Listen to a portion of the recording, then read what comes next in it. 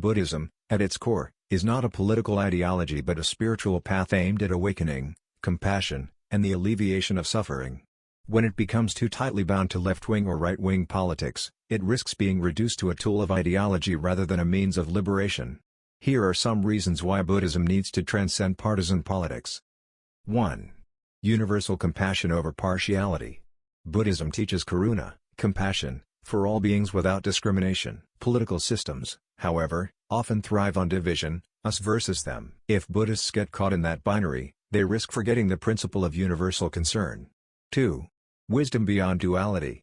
The Dharma points to the middle way, avoiding extremes. Right versus left are themselves dualistic constructs that can obscure deeper truths. Transcending this dichotomy allows practitioners to see issues through the lens of dependent origination and impermanence, rather than ideology.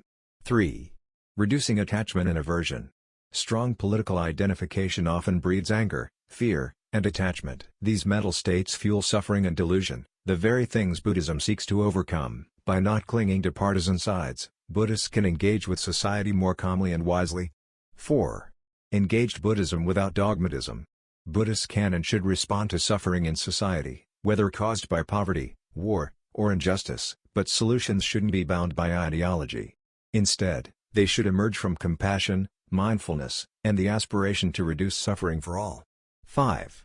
Preserving the integrity of the Dharma.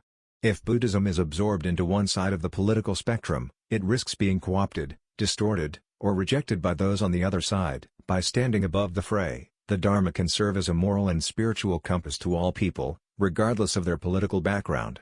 In essence, Buddhism needs to transcend left and right because its mission is to awaken people to the truth of suffering and liberation, not to take sides in worldly power struggles.